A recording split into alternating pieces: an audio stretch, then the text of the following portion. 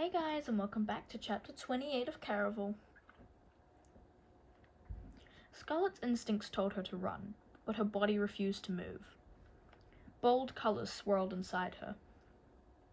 She heard the man say his name, Count Nicholas d'Arcy, as she felt Julian's arm tighten around her shoulder.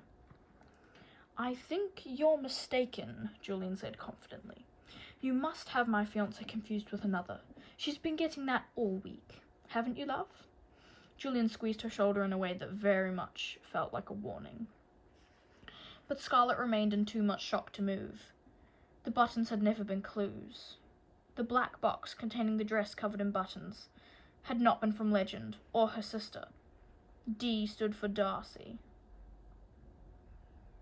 Like Legend, it seemed her fiancé was also fond of playing games. Though the longer Julian kept his arm wrapped around Scarlet, the less amused Count Nicholas d'Arcy looked. Scarlet could scarcely believe this was the same man who'd written her so many lovely letters. He didn't appear to be mean or anywhere close to unattractive, yet he also didn't feel anything like his letters. The Count she'd corresponded with seemed as if he couldn't wait until they met so there'd be no more need for secrecy. Now, she wondered if he hadn't just written down all the things he imagined she wanted to hear, for this young man seemed far from transparent. He looked like the type who enjoyed keeping secrets. "I hope you're not disappointed." The Count adjusted his cravat as a back door opened behind him and the tailor returned, along with another man. Lavender, anise, rotted plums. "Love, I think we need to leave now." Julian wrenched open the front door at the same moment Scarlet's father came into view. Every shade of purple flashed in front of her eyes, but Julian didn't hesitate.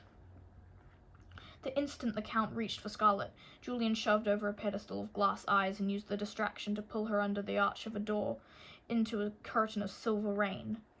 Scarlet gripped his hand as her father's angry words chased from behind. "Do whatever it takes to stop her," he called. "Scarlet, you don't need to run." The Count's voice was not as harsh, but he ran fast, especially for a finely dressed gentleman. Scarlet tugged Julian toward a covered bridge that she hoped was the same tricky bridge from 2 nights before. But it wasn't. Her father and the Count continued to pursue them, through winding streets and brightly lit shops, past people who clapped as if it were part of the show. "This way, hold on." Julian tore Scarlet from the slippery main road, toward the canals, ripping through a crowd of people all trying to reach shelter. "Hop in." "But there's lightning," Scarlet said. "We can't get in a boat." "You have any better ideas?" Julian grabbed 2 oars as he leaped inside a crescent vessel. "Scarlet!" her father shouted through the rain. "Don't do this!" His words were cut off by a strike of lightning and a clap of thunder. In the silver-streaked night, Scarlet witnessed something she'd not seen before. Her father looked afraid. Raindrops ran down his cheeks like tears. She was sure it was just a trick of the light, but for a moment she imagined her father actually loved her, and that maybe, deep down, he really cared. Beside him, the Count's expression was concealed by the dark, but while they'd run, Scarlet could have sworn he'd appeared excited by the challenge she'd presented. Scarlet looked away and clasped her wet knees to her chest as Julian's oars cut through the water. Even if her father was still capable of kindness, and even if the Count had actually seemed like the type of man she'd thought he would be, Scarlet still couldn't have brought herself to go back to either of them. She'd already made her choice, and she'd made it before she'd run out of the haberdashery with Julian. She didn't know the exact instant when it happened, but an arranged marriage to a man she knew only through letters was no longer something Scarlet wanted. Finally, she understood about what Teller meant when she'd said there was more to life than being safe. She watched Julian take another heavy pull with the oars while more lightning spiderwebbed across the sky. Before meeting him, she'd believed she could be content as long as she married someone who could take care of her, but Julian had brought out a desire for something more. She remembered thinking falling for him would be like falling in love with darkness, but now she imagined he was more like a starry night. The constellations were always there, constant, magnificent guides against the ever-present black. "Crimson, did you hear what I said?" Scarlet dropped her gaze from the sky to the soaking wet boy in front of her. "What?" "We need to get out of the boat!" Julian shouted through the rain as they bumped against a darkened dock. Where are we? Castillo Maldito. No! Threads of violent panic returned. Nigel already told her Teller wasn't in the Castillo. We need to keep searching for my sister. I was wrong about the buttons, but there has to be... We can't stay on the water, Julian cut in. The lightning will kill us. As he spoke, more bolts of silver white slashed the sky. But if my father finds her first, do you even know where to look right now? When Scarlet didn't answer, Julian grabbed her hand and hauled her onto the dimly lit, shaking dock. The only light came from the Castillo's massive hourglasses and the churning red beads inside them. Aiko must have been telling the truth about the rain washing all the magic away, for the Castillo no longer glowed. It had turned from golden to tarnished. In the courtyard, abandoned tents flapped in the wind, their tuneless beat replacing the vibrant music of the birds from nights before. We need to find somewhere to dry off, Julian said. I'd rather keep the boat in sight. Scarlet huddled under a nearby arch, where she could see the docks and anyone else who might arrive. Once the rain stops, we need to start searching again. Julian didn't answer right away. I think the game, or at least your part in it, should be over. I should never have brought you here. I can take you to a safe place off the isle. No! Scarlet cut him off. I'm not leaving here without my sister. After what I've just done, my father will be even more furious when he finds Teller, and he will take it out on her. And what about you? You'll just keep sacrificing yourself? Marry Nicholas D'Arcy? Scarlet wished she could just ignore his question. If she stayed in the game and her father caught her, he wouldn't kill her. He'd make her marry the Count. And in a way, that almost felt like death. But if she didn't marry him, how else could she protect her sister? I don't know what I'm going to do. Julian made a sound like a growl. So you're still planning on going through with your engagement? I don't know if I am or not, but what other choices do I have? Sheets of silver rain fell harder. Scarlet waited for Julian to say something, to reassure her in some sort of way, to tell her he could be her other option.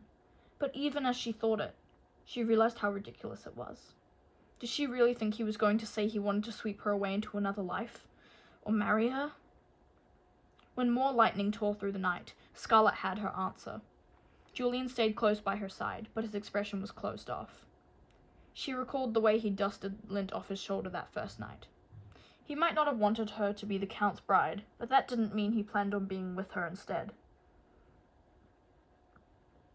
I'm so stupid. Her voice danced a line between breaking and shouting. None of this means anything to you. You saw my fiancé, got jealous, acted rashly, and now you regret it. Is that what you think? Julian's words came out deep and rough.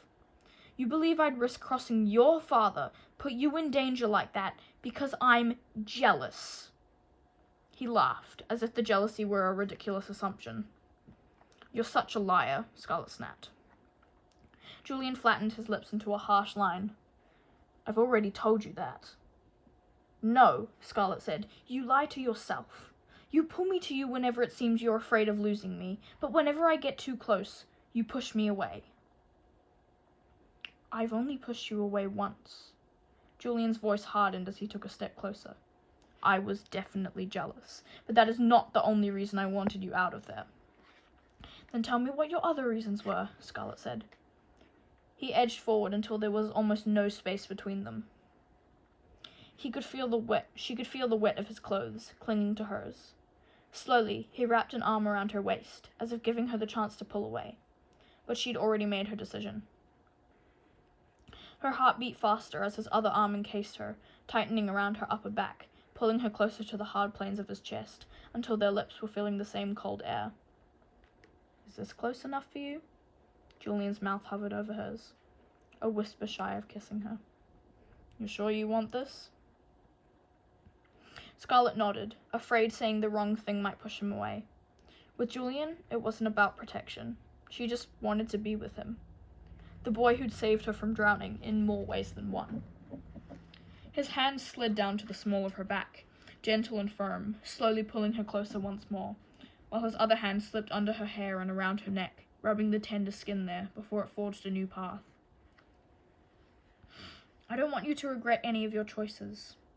Julian's tone almost sounded pained, as if he wanted her to pull away, but everything about the way he continued to touch her made her feel the opposite. His fingers were now at her mouth, tracing the line of her bottom lip. They tasted like wood and rain, damp from running through her wet hair. "There are still things you don't know about me, Crimson." "Then tell me what they are," Scarlet said. He'd shared about his sister and legend, but there were obviously more shadows in his life. Julian's fingers were still at her mouth. Slowly, she kissed them, one by one. Just a gentle press of her lips, but she could feel how it affected him by the way his other hand gently dug into her lower back. She had to concentrate to keep her voice from turning breathless as she looked up at his face, half eclipsed by darkness, and said, "I'm not afraid of your secrets." "I wish I could say you shouldn't be." Julian stroked her lip a final time, then covered her mouth with his own. Saltier than his fingers, and more intense than the hand now moving down her spine, or the one tightening around her waist. He held her as if she might slip through his grip, and she clung to him, loving the feel of the muscles that lined his back. He mumbled words against her lips, too low for her to hear, but she imagined she got a strong impression of what he wanted to say, as he coaxed her lips apart, letting Scarlet taste the coolness of his tongue and the tips of his teeth as he grazed her lower lip. Every touch created colors she had never seen, colors as soft as velvet and sharp as sparks that turned into stars.